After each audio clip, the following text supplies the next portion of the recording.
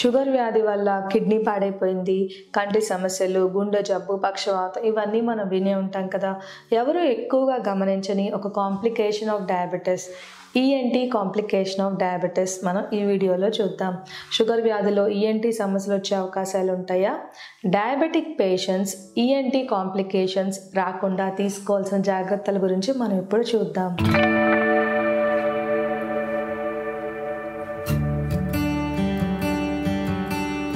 Hi, నేను doctor దీప్తికా Reddy, ఇన్మెన్స్ clinics నుండి. Sugar వ్యాధి ఉన్న వాళ్ళల్లో వచ్చే ఈఎన్టీ కాంప్లికేషన్స్లో ముఖ్యంగా మనం చెప్పుకోవాల్సింది హియరింగ్ లాస్, అంటే వినికిడి లోపము. షుగర్ పేషెంట్స్లో నార్మల్ పీపుల్ కన్నా 2 times రిస్క్ ఎక్కువగా ఉంటుందండి వినికిడి లోపం రావడానికి. ఎందుకంటే ఇన్నర్ ఇయర్లో హెయిర్ సెల్స్ అంటాము. ఈ హెయిర్ సెల్సే మనకి శబ్దాలని గ్రహించి బ్రెయిన్కి ఒక నరం ద్వారా పంపించడం అనేది జరుగుతుంది. ఈ హెయిర్ సెల్స్కి బ్లడ్ సప్లై చాలా ఇంపార్టెంట్. షుగర్ లెవెల్స్ ఎక్కువగా ఉన్నప్పుడు, అది కూడా ఎక్కువ కాలంగా షుగర్ వ్యాధి ఉన్న వాళ్ళల్లో అడ్వాన్స్డ్ గ్లైకేషన్ ఎండ్ ప్రోడక్ట్స్ అనే కెమికల్స్ తయారవడం వల్ల రక్తనాళాల్లో ఉన్న పల్చటి పొర ఎండోథీలియం డ్యామేజ్ అవుతుంది.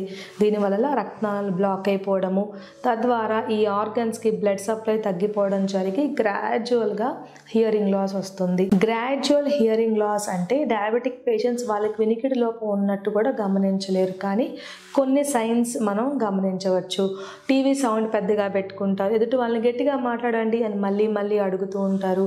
నాయిసీ సౌండ్స్ అంటే ఎక్కడ రెస్టారెంట్, బస్ స్టాండ్, రైల్వే స్టేషన్స్లో వీళ్ళకి వినడం చాలా కష్టం అయిపోతూ ఉంటుంది. ఇటువంటి లక్షణాలు ఉంటే వీళ్ళకి హియరింగ్ లాస్ ఉన్నట్టు, వినికిడి లోపం అంటాం. ఇది సెన్సరీ న్యూరోనల్ హియరింగ్ లాస్.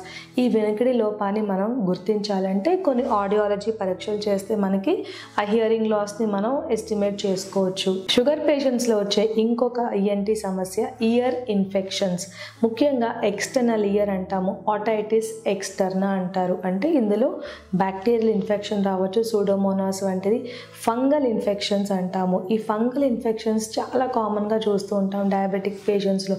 దీనివల్ల చెవిలో దురద రావడము, వాళ్ళకి కొంతమందికి చీము కూడా కారే అవకాశాలు ఉంటాయి. కాబట్టి మీరు చెవి ఇన్ఫెక్షన్స్, ఆటైటిస్ ఎక్స్టర్నా అంటాము, గమనిస్తే ఖచ్చితంగా మీరు ఈఎన్టీ డాక్టర్ దగ్గరికి వెళ్ళి ట్రీట్మెంట్ తీసుకోవాలి. షుగర్ కంట్రోల్ చేసుకోకపోతే ఇది అడ్వాన్స్ అయిపోయి మ్యాలిగ్నెంట్ ఆటైటిస్ ఎక్స్టర్నా అంటాము.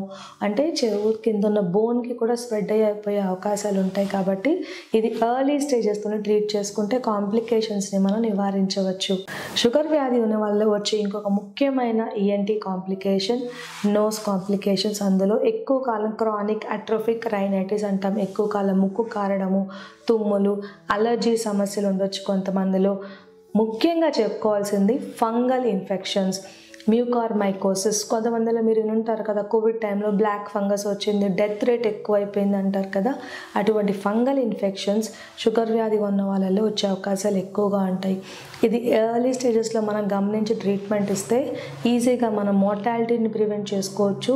పైగా మనం దానివల్ల వచ్చే ఫ్యూచర్ కాంప్లికేషన్స్ కూడా నివారించుకోవచ్చు. షుగర్ పేషెంట్స్లో వచ్చే ఇంకొక ఈఎన్టీ కాంప్లికేషన్స్ థ్రోట్ కాంప్లికేషన్స్. ఇందులో వైట్ ప్యాచెస్, రెడ్ ప్యాచెస్ అంటే ఫంగల్ ఇన్ఫెక్షన్స్, క్యాండిడియాసిస్ వచ్చే అవకాశాలు ఉంటాయి.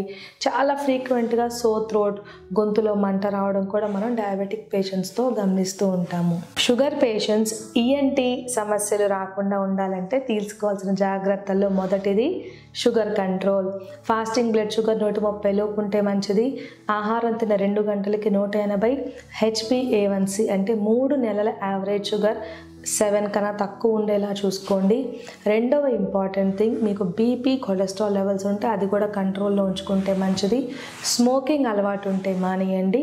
ఇక చెవుకి తీసుకోవాల్సిన జాగ్రత్తలకు వస్తే, దురద వస్తుంది కదా అనేసి ఇయర్ బడ్ లేకపోతే పిన్నేసి ఇటువంటి హార్డ్గా ఉండేవి తీసుకొని చెవులో రుద్దేస్తే కొంచెం స్కిన్ డ్యామేజ్ అయినా కూడా ఇన్ఫెక్షన్స్ వచ్చేస్తాయి. కాబట్టి చెవులో ఏమైనా పెట్టుకొని తిప్పే హ్యాబిట్ ఉంటే మీరు మానేసేయండి.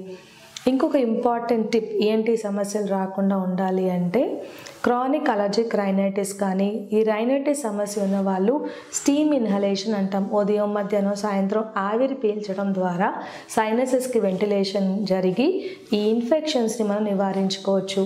ఈఎన్టీ కాంప్లికేషన్స్ రాకుండా షుగర్ పేషెంట్స్ తీసుకోవాల్సిన ఇంకొక ఇంపార్టెంట్ జాగ్రత్త క్లెన్లీనెస్ ఆఫ్ మౌత్, అంటే మీరు నా ఆహారం తినగానే వాటర్ వేసుకొని పుక్కులను చూసేయడం, మార్నింగ్ ఒకసారి ఈవినింగ్ ఒకసారి బ్రష్ చేసుకోవడం, ఈ ఓవరాల్ హైజీన్ ప్రాపర్గా మెయింటైన్ చేస్తే fungal infections, candidiasis, so throat ఇవన్నీ కూడా మనం నివారించుకోవచ్చు.